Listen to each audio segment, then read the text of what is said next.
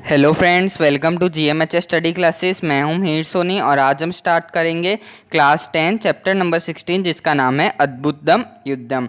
तो फ्रेंड्स, इससे पहले कि हम वीडियो स्टार्ट करें, अगर अभी तक आपने मेरे चैनल को सब्सक्राइब नहीं किया है तो सब्सक्राइब कर लीजिए, बेल नोटिफिकेशन आइकन को भी प्रेस कर दीजिए, क्योंकि आने वाले टाइम में मैं सारे के सारे blueprints, paper style, board से related IMPs with grammar topics upload करने वाला हूँ।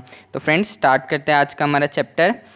तो फ्रेंड्स, यहाँ पे मैं संस्कृत में रीड आउट करके बताऊंगा। यहाँ पे हिंदी में मैंने ट्रांसलेशन दिया। अगर आपको गुजराती या इंग्लिश लैंग्वेज इसमें ट्रांसलेशन चाहिए तो आप कमेंट बॉक्स में कमेंट कर सकते हैं। तो फ्रेंड्स, यहाँ पे ये जो चैप्टर है ये हमें पूरा श्लोक्स में दिया है।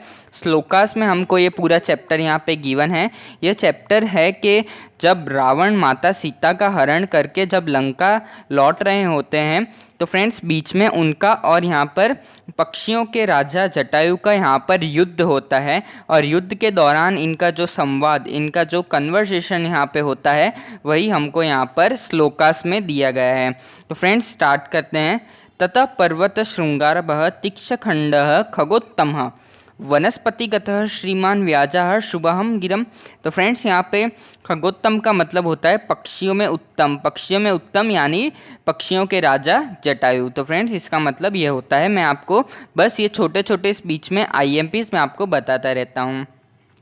तो फ्रेंड्स, यहाँ पे अब हमें ये बताया गया है कि जो पक्षियों के राजा जो जटायु है उनका जो फ्रेंड्स यहाँ पे स्ट्रक्चर जैसा होता है, उनकी बॉडी ईगल के टाइप की होती है। तो फ्रेंड्स, यहाँ पे आगे हमें बताया गया है कि जो पक्षियों के राजा जटायु है उनकी तुलना यहाँ पर माउंटेन यानी एक पहाड़ से करने में आई गई है। जैसे कि पहाड़ एकदम विशाल और ऐसे नुकीले होते हैं, ऐसे ही यहाँ पर राजा जटायु की भी, जो पक्षियों के राजा जटायु है, इनकी यहाँ पर पहाड़ से तुलना करने में आई गई है, क्योंकि यह भी इसी प्रकार के दिखते हैं। फिर आगे हमें बताया गया है कि जो ये पक्षियों के राजा है ये एकदम विशाल है। इनकी चोंच जो है वो एकदम धार वाली है, यानी एकदम शार्प है। ये पक्षियों में सबसे उत्तम है। इन्होंने पेड़ पर बैठकर यानी एक वृक्ष पे बैठकर ग्लोरियस स्पीच दी, यानी एक सुंदर भाषण इन्होंने रावण को बताया। तो फ्रेंड्स, यह इन्होंने रावण को एक सुंदर सा भाषण दिया कि उसको क्या करना चाहिए और क्या नहीं करना चाहिए। तो फ्रेंड्स, अब आइए आगे देखते हैं। तो फ्रेंड्स, अब यहाँ पे हम श्लोक नंबर 2 देखेंगे। यत कृत्वा न भेदः धर्मः न कीर्ति न यशो ध्रुवम शरीरस्य च भवेत खेदः कस्तस्य कर्मः समाचरेत। तो फ्रेंड्स, अब यहाँ पे जो राजा जटायु है वह रावण से कहते हैं कि रावण, तुम्हें ऐसा कोई भी कर्म नहीं करना चाहिए जिसे तुम्हारी शरीर को हानि हो, तुम्हारे शरीर को हानि हो और दूसरों को भी हानि हो। ऐसा कोई भी काम तुम्हें नहीं करना चाहिए जिससे तुम्हारा अधर्म हो। ऐसा राजा जटायु रावण को चेतावनी देते हैं। तो फ्रेंड्स, अब आइए आगे देखते हैं। अब फ्रेंड्स, यहाँ पे मैं श्लोक नंबर 3 रीड आउट करूँगा। निवृत्तय गतिहम नीचाः प्रदास्यं तम शरणात् न त्वं समाचरेत धीरेः यतः स्पर्शस्य विगतः है। तो फ्रेंड्स, अब यहाँ पे मैं ये भी एक्सप्लेन करूँगा आपको। तो फ्रेंड्स, अब यहाँ पे जो पक्षियों के राजा जटायु है वह रावण से कहते हैं कि रावण, तुमको यह काम बिल्कुल भी शोभा नहीं देता है कि तुम किसी और की पत्नी को स्पर्श करो, उसको छुओ, क्योंकि जब रावण सीता माता का हरण करके लेके जा रहे होते हैं तो वह उनको पकड़ के ऐसे उठाकर लेकर जाते हैं। तो राजा जटायु यहाँ पर उनको कहते हैं कि ऐसा काम करने से तुम्हारी कीर्ति, तुम्हारा मान सम्मान गिर जाएगा, ऐसा नीच कार्य तुम्हें नहीं करना चाहिए। ऐसी चेतावनी राजा जटायु रावण को देते हैं। तो फ्रेंड्स, अब आइए आगे देखते हैं। तो फ्रेंड्स, अब यहाँ पे मैं श्लोक नंबर 4 रीड आउट करूँगा। वृद्धोयम त्वम युवा द्वन्वै सर्थ कवची शरीर न चायबदाय कुशिल वेदहिम में गमिष्यामि। तो फ्रेंड्स, यहाँ पे वेदहिम का मतलब है माता सीता का नाम ही वेदहिम के नाम से जाना जाता है। तो फ्रेंड्स, अब आइए मैं आपको इसे एक्सप्लेन करता हूँ। अब फ्रेंड्स, यहाँ पे जो राजा जटायु है वह रावण से कहते हैं कि मैं बूढ़ा हो चुका हूँ पर तुम जवान हो, मैं बूढ़ा हो चुका हूँ पर तुम जवान हो, तुम्हारे पास कवच है, तुम्हारे पास तीर है, तीर यानी एरोस जिससे धनुष और बाण कहते हैं। फिर आगे वह कहते हैं कि तुम्हारे पास सारथी है जो तुम्हारा रथ चला रहा है, लेकिन फिर भी मैं तुमको माता सीता को यहाँ से लेकर जाने नहीं दूंगा। ऐसी चेतावनी कौन देते हैं? राजा जटायु, पक्षियों के राजा रावण के राक्षसों के राजा रावण को यहाँ पर ऐसा कहते हैं। तो फ्रेंड्स अब आइए आगे देखते हैं। अब फ्रेंड्स यहाँ पे मैं श्लोक नंबर 5 रीड आउट करूँगा। इति युक्तः क्रोधक्षाकरम तप्त कानुंड कुंडलम राक्षसनो विद्रुभाव पतगेंद्रम अमर्षणम। तो फ्रेंड्स अब मैं आपको इसे भी एक्सप्लेन करके बताऊंगा।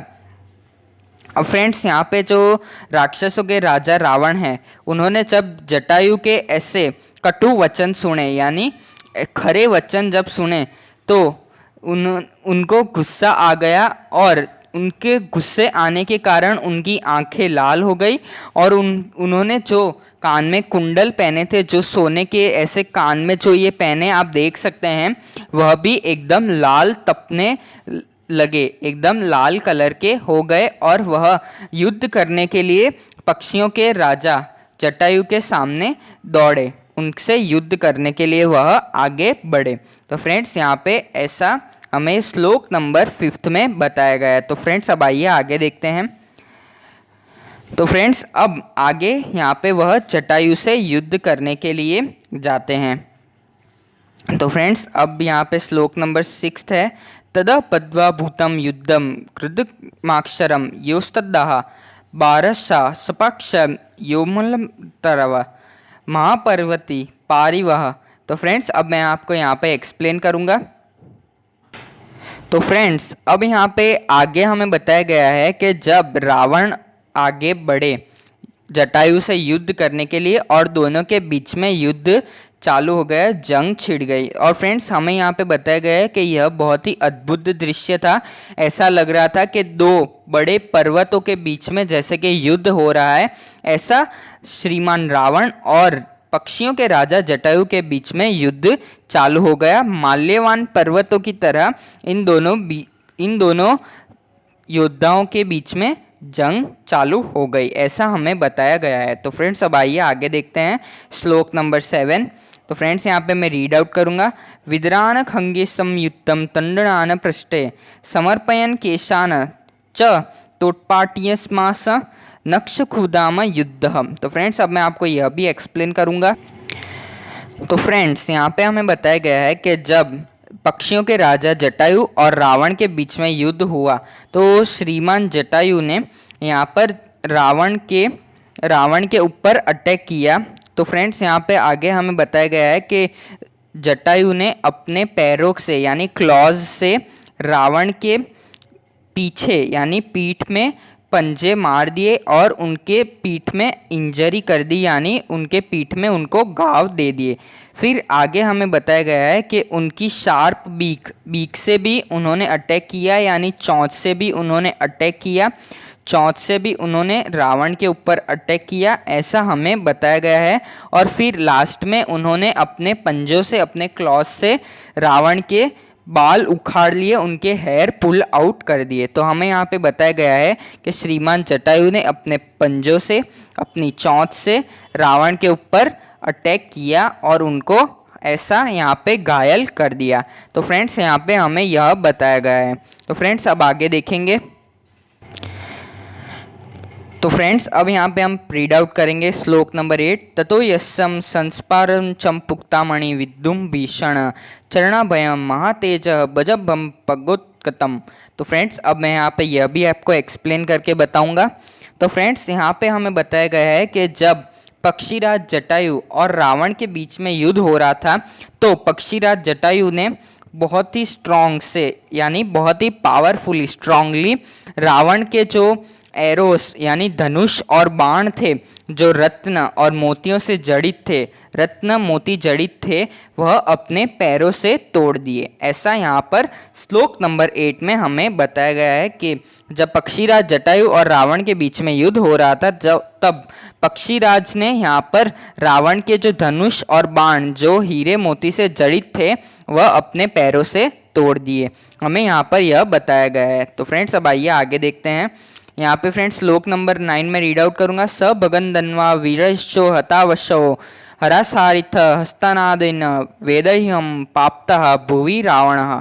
तो फ्रेंड्स यहाँ पे मैं भी ये भी एक्सप्लेन करूंगा अब।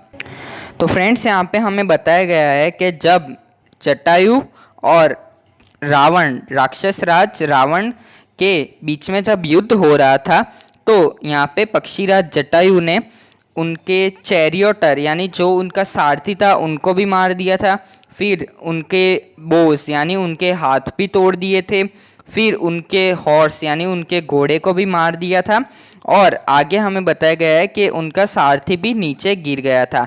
तो जो रावण जिसके हाथ भी टूटे हुए थे, जिसका सारथी भी मरा हुआ था, जिसके जो धनुष और बाण जो वो भी थे वो भी टूटे हुए थे, उनका जो अश्व यानी उनका घोड़ा था वो भी मर चुका था, ऐसे रावण जमीन पर गिर गए और माता सीता उनके हाथ से ग्राउंड पर यानी धरती पर गिर गए। ऐसा यहाँ पर हमें श्लोक नंबर 9 में बताया गया है। तो फ्रेंड्स अब आइए श्लोक नंबर 10 देखते हैं। अब फ्रेंड्स यहाँ पे श्लोक नंबर 10 में रीड आउट करूंगा। जटायु यस्मिन् कृम्मयहं तुण्डिनाशय खगादीप बाहुवान दश तदाहम व्याप्रहत आरिंदनमहम। तो फ्रेंड्स यहाँ पे मैं ये भी एक्सप्लेन करूंगा आपको। तो फ्रेंड्स यहाँ पे हमें बताया गया है कि जो जटायु जो पक्षीराज थे, पक्षियों में सबसे उत्तम थे, जिनको संस्कृत में खगोत्तम कहते हैं, उन्होंने यहाँ पर शत्रु को हरा दिया था, और शत्रु यानी राक्षस राज रावण के एक साइड के 10 जो हाथ थे वो सारे के सारे यहाँ पर उन्होंने तोड़ दिए थे अपनी चोंच से। लेफ्ट साइड के जो भी उनके हाथ थे वह सारे के सारे उन्होंने तोड़ दिए थे। तो फ्रेंड्स यहाँ हमारा वीडियो कंप्लीट होता है। मैंने 10 के 10 श्लोक्स यहाँ पे आपको एक्सप्लेन कर दिए। तो thank you friends for watching my video. अगर आपको मेरा वीडियो अच्छा लगा हो तो इसे प्लीज़ लाइक, शेयर और सब्सक्राइब ज़रूर करते हैं। तो फ्रेंड्स मिलते हैं हमारे नेक्स्ट वीडियो में, तब तक के लिए गुड बाय।